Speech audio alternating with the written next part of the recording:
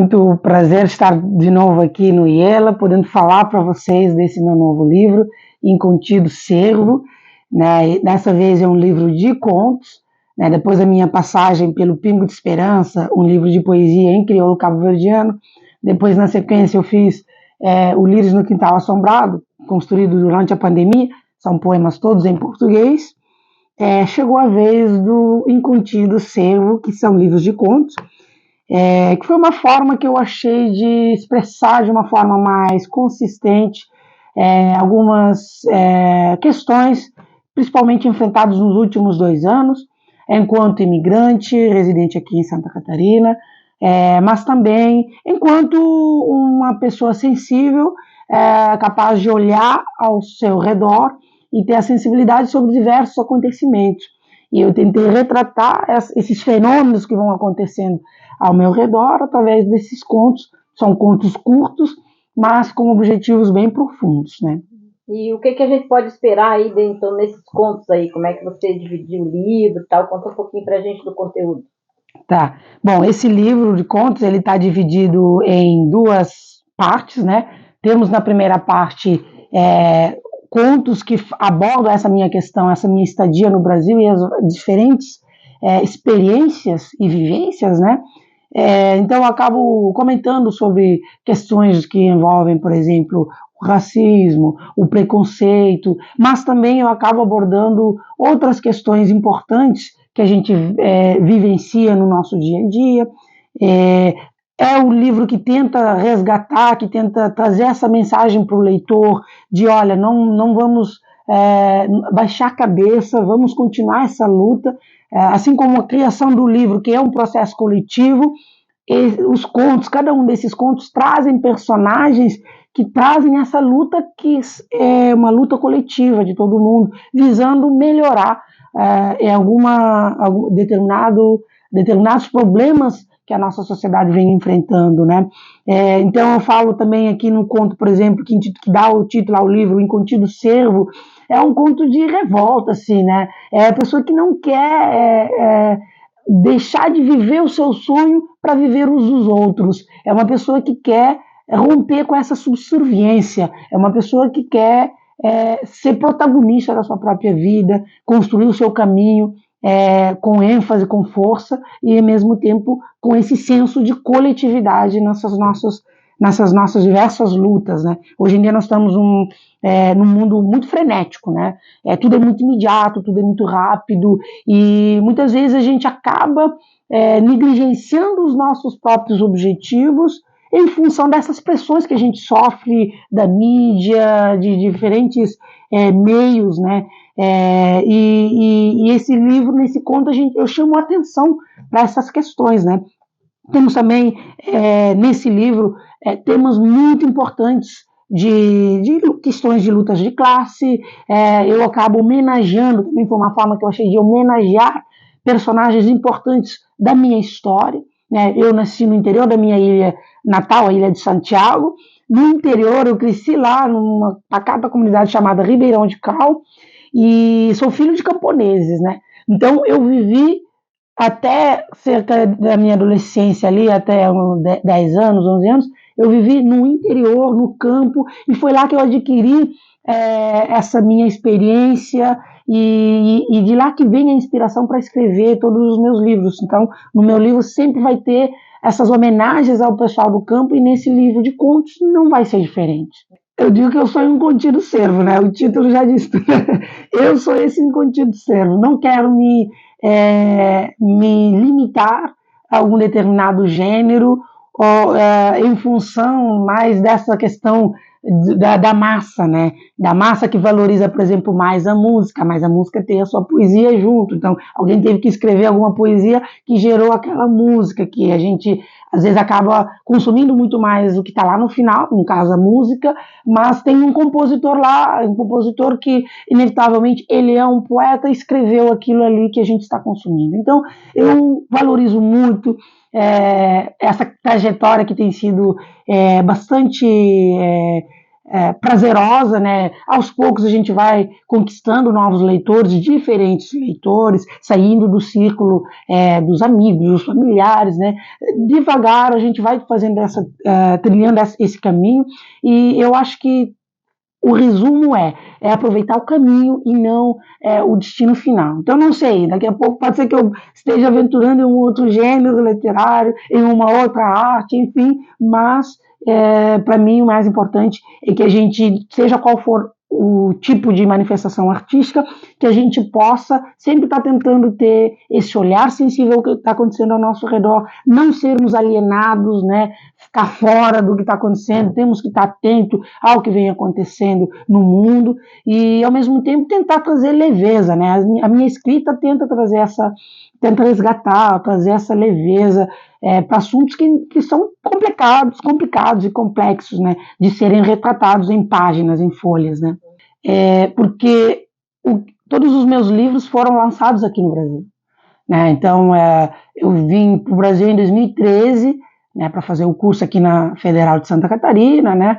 E depois de terminar o curso, eu continuei ali, durante o início do meu mestrado, lancei meu primeiro livro e continuei a senda de lançar os livros, e nenhum dos meus livros ainda foram lançados lá no meu país, onde eu digo que está o umbigo, a origem de tudo que eu escrevo, de tudo que eu sou, né? Então, querendo ou não, a realidade cabo-verdiana, aonde eu nasci, as minhas vivências lá em Cabo Verde estão retratados nesses contos, inevitavelmente. Então, também é uma forma de a gente promover esse intercâmbio, de promover essa zona de desconforto que a gente se encontra no momento. Eu estou fora de casa, né, mas, ao mesmo tempo, representando, resgatando a minha cultura, as minhas origens, homenageando pessoas do interior, do campo, as mulheres.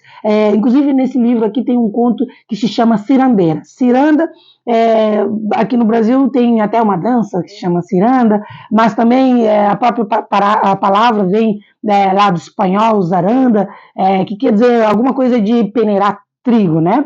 E nesse contexto do livro, desse conto, é uma homenagem às mulheres que viviam da panha da areia. Imagina, um trabalho penoso, feito principalmente por mulheres periféricos, que frutos do êxodo rural, né? Saíram do interior, foram para a capital, onde teriam, em tese, melhores condições, lá em Cabo Verde, mas não tiveram essas condições e acabam exercendo atividades mais penosas, né? E essas mulheres, que eu intitulo ali de cirandeiras, acabam indo lá com seu martelo, seu banquinho, triturando rocha, usando um utensílio lá para fazer essa ciranda, separar essa rocha mais grossa da rocha mais fina e produzir areia para venda. Então, a minha mãe, por exemplo, viveu disso.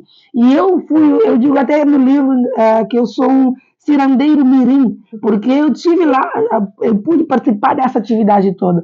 E eu não teria outra oportunidade de falar sobre essas pessoas, porque não são personagens típicas dos livros, não são personagens que fazem parte das grandes obras que levam Cabo Verde mundo afora. E eu quero ser esse autor que tem esse olhar sensível para essas coisas que aconteceram ao meu redor, principalmente, e tentar retratar com leveza e fazer essas homenagens, né? Então, nesse livro, a mulher cabo-verdiana está sendo homenagem. E dessa forma, eu consigo, aqui no território brasileiro, estar tendo oportunidade de trazer essas mulheres, trazer esses homens do campo, trazer esses jovens do interior que às vezes não conseguem ter tanto acesso às tecnologias como o jovem da capital, como o caminho não é o mesmo. Daí que a gente não pode nunca estar falando de meritocracia, não todo mundo não partiu do mesmo ponto. Então, é nesse contexto assim que surge esse livro. É a minha forma de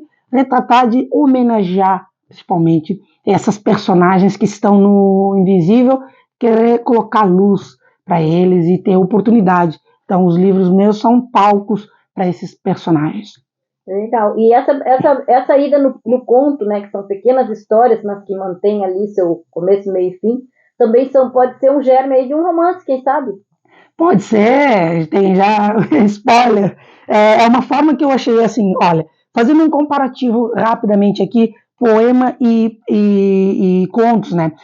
Nos poemas a gente consegue expressar muita coisa que a gente sente, é uma forma de expressão talvez das mais genuínas que tem, porém a gente, independentemente desse gosto que eu tenho pela poesia, a gente acaba sendo limitado um pouco pela forma como o poema né? A sua estrutura, né? Em versos geralmente curtos, seguindo certas métricas, enfim. Então, a gente tem lá uma estrutura que a gente tem que seguir, um roteiro, digamos assim, né? E na prosa, não.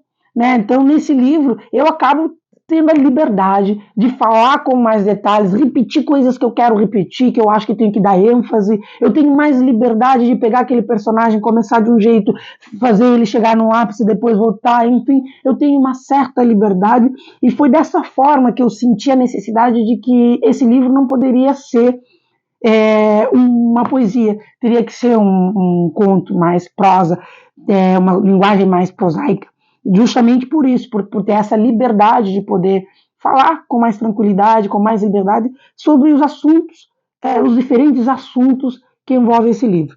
Curiosamente, foi a parte mais difícil desse livro, fazer um enquadramento. Qual é o gênero desse livro?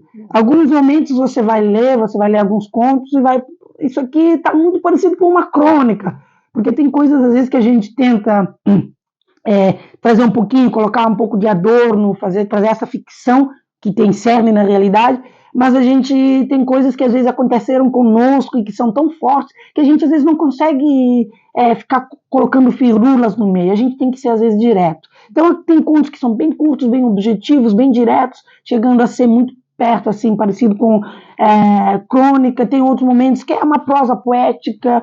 Então esse livro, para mim, gênero é apenas um detalhe, eu enquadrei ele como conto, mas eu acho que cada leitor vai ter a sua oportunidade de ler, de tirar suas experiências, né? Essas personagens do livro, que são personagens simples, pessoas do interior, que não têm tanta escolaridade, que tiveram um espaço nesse livro. Então, é um pouco do que eu sou também. Então, eu bebi dessas experiências, dessas personagens que são mais singelas, mais simples, que não tem tanto espaço, e por isso o livro também acaba meio que não se prendendo a esses detalhes que a grande maioria às vezes quer rotular, porque a gente sempre quer rotular. Não, é o quê? É preto, é branco, é o quê? Temos que colocar. E aqui esse livro, ele é meio assim, não, vamos dizer que ele fica um pouquinho em cima do muro. Esse livro está disponível comigo, então já tem alguns exemplares impressos, né? Então no lançamento a gente já vendeu boa parte, mas ainda tem alguns exemplares para venda comigo, que daí vão autografados, mas também o livro está disponível internacionalmente e também no Brasil no formato e-book e físico através da plataforma Amazon. Então, quem está lá na Inglaterra, inclusive já tem gente na Inglaterra que já recebeu o exemplar, porque lá eles produzem o livro e chega lá em 2, 3 dias. Então, quem vive num país onde a Amazon tem sede para produzir livro físico, o livro chega de forma muito, muito, muito rápida. Então, é convidar vocês a conhecer um pouco dessa outra faceta do Ailton Moreira, né? Aventurando agora nos contos, quem sabe futuramente venha romance, né? Como você já instigou aqui, né? E conheçam o Contido Cervo. Eu acho que depois da leitura desse livro, vocês vão sair com mais perguntas do que respostas. O livro não é um fim em si, é apenas um começo. Então, eu digo que tem as mensagens, as críticas sociais na medida certa, para a gente poder ter reflexões sobre as coisas que estão acontecendo ao nosso redor. Então, eu vou ter cumprido o meu objetivo se você, ao terminar esse livro, tiver mais questões para me fazer ou para fazer para a sociedade, enfim, estarei sempre à disposição.